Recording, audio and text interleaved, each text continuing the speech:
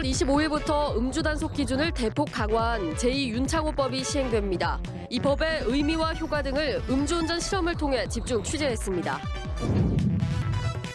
문재인 대통령의 복심으로 알려진 양정철 민주연구원장이 울산을 방문했는데 한국당은 내년 총선을 앞둔 여권의 정치 행보라며 반발하고 있습니다. 최근 울산의 경매 물건이 급증하고 있지만 상업시설 낙찰가율이 떨어져 경기 회복은 아직 멀었다는 분석이 나옵니다. 박맹호 의원이 혁신도시 공공기관 채용 때 지역인재 범위를 지역 대학원 졸업자와 지역에서 초중고를 모두 졸업한 사람으로 확대하는 내용의 개정안을 대표 발의했습니다. 여러분 안녕하십니까? UBC 굿모닝 울산입니다. 오는 25일부터 제2윤창호법이 시행됩니다. 음주운전 단속 기준뿐만 아니라 처벌도 강화되는데 서윤덕 배윤주 기자가 실험과 사례를 통해 집중 취재했습니다. 술을 얼마나 마셔야 음주 단속에 적발될지 물어봤습니다. 소주 2-3잔 정도 될 것 같아요. 소주 한 잔인가 두 잔인가 그럴 텐데. 오는 25일부터 음주운전 면허 정지 수치는 0.05%에서 0.03%로, 면허 취소 수치는 0.1%에서 0.08%로 강화됩니다. 얼마나 적은 양의 술로도 적발될 수 있는지 20대 남녀를 통해 실험해봤습니다. 남성의 혈중 알코올 농도는 2잔째부터 0.03%를 넘습니다. 지금의 면허 정지 기준인 0.05%는 6잔을 마셔야 나오는데 3분의 1이나 적게 먹어도 이제부터는 단속에 걸리는 셈입니다. 특히 여성은 첫 잔에서부터 강화되는 면허 정지 수치를 넘었습니다. 평균적으로 소주 한 잔만 드셔도 혈중 알코올 농도가 0.03%가 나온다는 연구 결과가 있습니다. 앞으로는 소주 한 잔만 드시더라도 면허 정지를 받을 수 있다는 점 유념하셔야겠습니다. 처벌도 더 무거워집니다. 최대 징역 3년, 벌금 1,000만 원에서 최대 징역 5년, 벌금 2천만 원까지 강화되고 또한 음주운전으로 인한 면허 취소 기준도 강화되는 만큼 음주운전은 절대로 하지 않으시길 바랍니다. 경찰은 제2윤창호법 시행으로 야간뿐 아니라 출근 시간대 음주 단속도 강화할 방침이라고 밝혔습니다. 주의해야 할 건 운전자만이 아닙니다. 함께 술을 마시고 차량에 탄 동승자도 방조범으로 처벌받을 수 있습니다. 지난 3월 29살 남성이 울주군의 한 도로에서 음주 단속에 적발됐습니다. 운전자의 혈중 알코올 농도는 0.065%, 면허 정지 수치였습니다. 단속 당시 차량엔 함께 술을 마셨던 친구가 동승하고 있었는데 운전자는 동승자의 권유로 운전대를 잡았다고 진술했습니다. 잠을 자고 내려가려던 운전자에게 동승자가 술자리 등에서 차를 타고 오늘 내려가자고 수차례 말했다는 겁니다. 결국 동승자도 음주운전 방조범으로 함께 입건됐습니다. 이 밖에 함께 술을 마신 뒤 차량과 차 열쇠를 주거나 목적지까지 태워달라는 행동도 처벌 대상이라고 경찰은 설명했습니다. 만취하여 차량을 운전하는 게 어렵다는 것을 알면서도 운전자에게 키를 주거나 운전할 것을 권유하여 함께 동승한 자는 음주운전 방조죄로.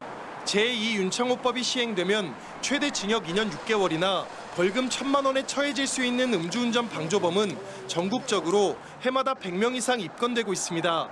UBC 뉴스 서윤덕입니다. 문재인 대통령의 복심으로 불리는 양정철 민주연구원장이 울산을 방문했습니다. 내년 총선을 앞둔 여권의 정치 행보라는 관측 속에 민선 7기 울산시도 지지세 끌어올리기에 나섰습니다. 조윤호 기자입니다. 문재인 대통령의 최측근으로 불리는 두 사람이 반갑게 악수합니다.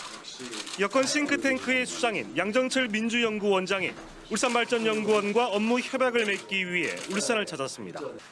지난주 수도권을 시작으로 경남과 부산에 이은 6번째 지자체 방문입니다. 지역 정책 연구와 민생 의제 발굴을 위함이라며 정치적 해석을 경계했지만 내년 총선의 요충지 울부경을 사수하려는 의지로 풀이됩니다. 10여 분간 진행된 환담에선 최근 현대중공업 사태를 비롯한 지역 경제 위기가 화두였습니다.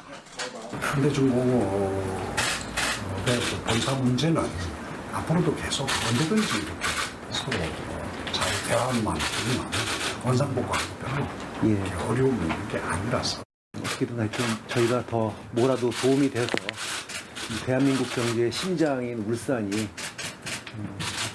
팔딱팔딱 뛰면서 강심장이 될 수 있도록 민선 7기 출범 1년을 앞둔 송 시장의 지지도는 8개월 연속 최하위에 머물며 이반한 민심을 드러내고 있습니다.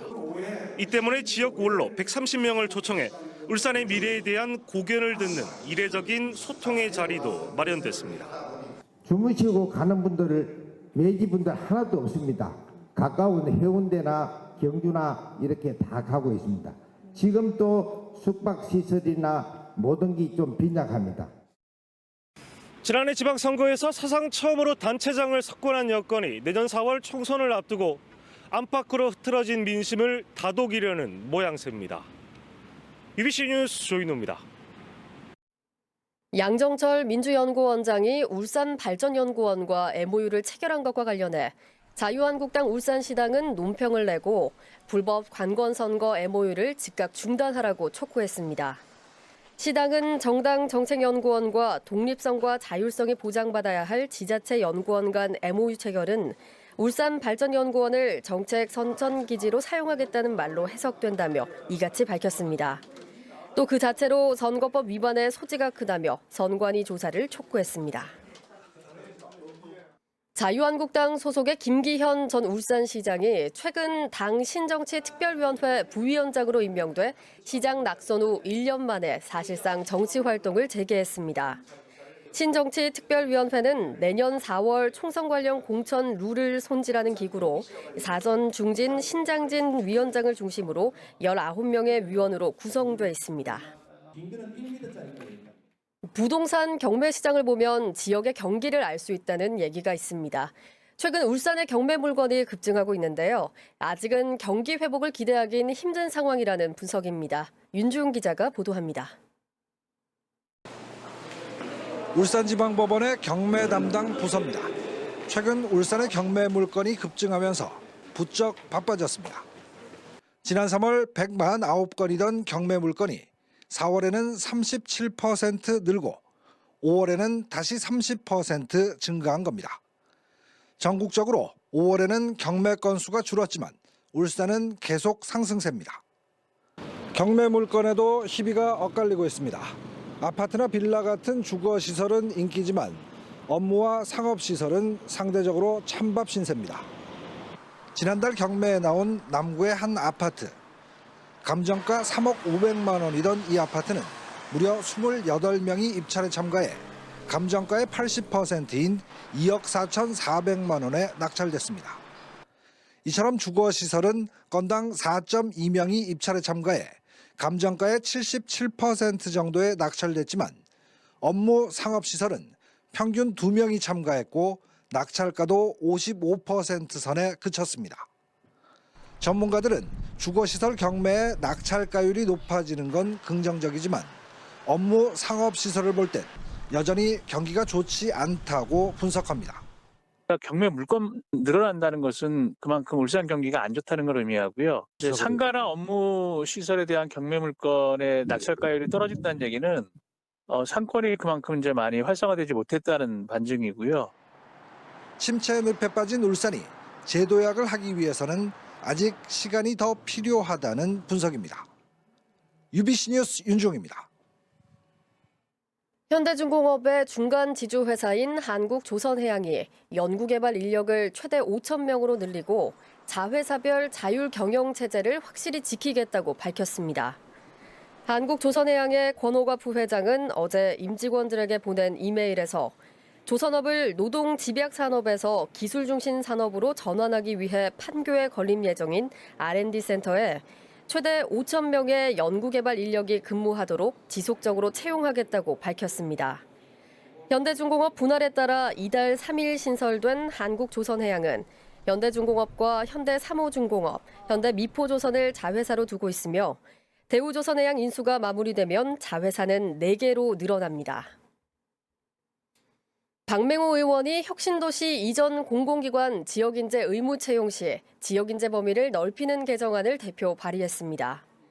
박 의원은 공공기관 지역인재 범위에 지역 대학원을 졸업하거나 졸업 예정인 사람과 해당 지역에서 초중고를 모두 졸업한 사람을 포함하는 내용의 혁신도시 조성과 발전에 관한 특별법 개정안을 대표 발의했습니다. 한편 국토부가 지역인재 의무 채용 대상 권역화를 추진하면서 부산과 경남에 비해 5개 대학만 있는 울산 지역 대학생의 취업 기회가 대폭 감소할 것으로 우려되고 있습니다. 흉가 체험을 하던 유튜버가 울주군의 폐건물에서 시신을 발견하면서 폐가 문제가 재부각된 가운데 경찰이 울산 지역 폐가 1,435곳에 대한 점검을 벌였습니다. 울산경찰청은 최근 지자체와 합동으로 울산 지역 폐가에 대한 점검 결과 주인 허락 없이 고철을 뜯어내는 절도 용의자를 현장에서 적발해 입건했으며 주변에 주차된 차량을 조회해 수배자 2명을 붙잡았습니다. 경찰은 또 외부 침입 우려가 큰 8개 건물은 출입문을 폐쇄하고 범죄 위험이 높은 110여 곳은 경고문을 부착하고 42개 건물은 방범 등과 펜스를 설치하는 등 개선했습니다. 다음은 간추린 소식입니다. 울산시는 울산체육공원 내 옛 자동차 극장 부지에 제2실내종합체육관 기공식을 갖고 착공을 시작했습니다. 사업비 544억 원을 투입해 지하 1층, 지상 3층으로 이어지는 제2실내종합체육관은 4,000석의 다목적 체육관과 볼링장, 라켓볼장 등을 갖춘 다목적 복합체육관으로 오는 2021년 7월 준공 예정입니다. 지난 2월 취임한 구남수 울산지방법원장이 전국 공무원 노동조합 법원본부가 진행한 올 상반기 전국 법원장 다면 평가에서 1위를 차지한 것으로 조사됐습니다. 구 법원장은 평균 92.3점을 기록해 전국 39명의 법원장 중 점수가 가장 높았습니다. 동구의회 정용욱 의장이 의회 임시총회에서 욕설을 해 논란이 일고 있습니다. 동구의회 홍유준 의원은 지난 7일 전국시도의장단 임시총회에서 의원 포상 문제를 논의하던 중 정용욱 의장이 의견이 다르다는 이유로 의원들에게 욕설을 했다고 비판했으며 이에 대해 정 의장은 불미스러운 언행으로 불편하게 만든 점을 사과한다고 밝혔습니다. 유니스트 민경태 교수팀이 다운증후군 지적장애를 일으키는 유전자의 작동 원리를 세계 최초로 규명했습니다. 민 교수팀은 학습과 기억 능력이 결핍된 다운증후군 쥐 실험에서 유전자 수를 복원하자 정상으로 회복되는 것을 확인했고 이들의 연관 관계를 알게 됐다고 밝혔으며 이번 연구 결과는 세계적인 분자 생물학 학술지인 엠보 저널에 게재됐습니다. 다음 소식입니다.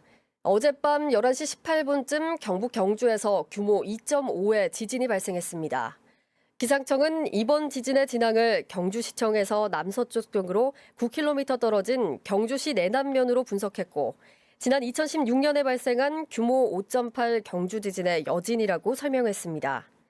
기상청은 경주시 일부 시민이 진동을 느끼는 수준이었지만 지진의 규모가 작아 피해는 없을 것으로 전망했고 울산 소방본부 등에도 문의 전화가 없었다고 밝혔습니다. 울산지방법원은 교제했던 남자의 접근을 막기 위해 자신을 성폭행하려 했다며 허위 신고한 혐의로 기소된 52살 A씨에게 징역 8개월을 선고했습니다. A씨는 지난 2016년 7월 B씨가 모텔에서 자신을 성폭행하려 했다며 경찰에 허위 신고한 혐의로 기소됐습니다. 재판부는 A씨가 헤어진 B씨를 접근하지 못하게 하려고 허위 신고를 했다며 죄질이 좋지 않아 실형을 선고했다고 밝혔습니다. 울산지방법원은 상해 등의 혐의로 기소된 28살 A씨에게 징역 3년 6개월을 선고했습니다. A씨는 지난 2017년 12월 자신의 여자친구가 헤어지자고 하자 빌려간 17만 원을 내놓으라며 강제로 B씨의 지갑에서 6만 원을 빼앗고 돈을 갚는 과정에서 폭행한 혐의로 기소됐습니다. 재판부는 A씨가 방어 능력이 부족한 여성을 폭행하고 공포심이나 불안감을 조성하는 문자 메시지를 반복적으로 보내 벌금형을 받았음에도 반성하지 않고 다시 범행했다며 양형 이유를 밝혔습니다. 울주군이 자수정 동굴나라를 운영하는 업체를 상대로 행정대집행을 계고하자 업체가 소송을 제기했습니다. 군은 2017년 자수정 동굴나라 일원에 대한 점검을 벌여 불법 건축물 38건과 불법 공작물 5건, 영남 알프스 산지 훼손 3만 제곱미터를 적발하고 원상복구 명령에 이어 지난해 3월과 7월 2차례 행정대집행을 계고했습니다. 이에 대해 운영업체는 자수정 동굴나라를 유원지로 변경한 도시계획시설 지정 자체가 무효이고 변경 전에 관광 휴양지역 기준을 적용하면 하자가 없다고 주장하며 계고 처분 취소 소송을 냈습니다.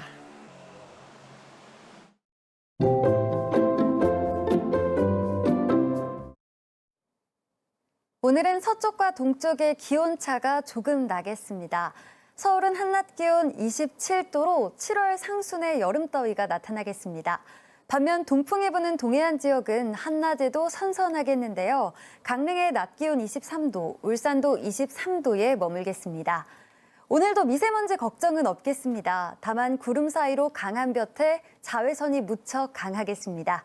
이어서 전국 날씨입니다. 남부지방 곳곳으로는 오늘 소나기 소식 있습니다. 대기 불안정으로 호남과 영남 내륙에는 오후 한때 소나기가 지나겠는데요. 서쪽 지역을 중심으로는 기온이 오늘보다 오릅니다. 한낮 기온 서울 27도, 대전은 28도가 예상됩니다. 울산은 오늘 구름만 다소 지나겠습니다. 동풍의 지속적인 영향으로 한낮에도 어제만큼 선선하겠습니다. 토요일에는 비 소식 있습니다. 날씨였습니다.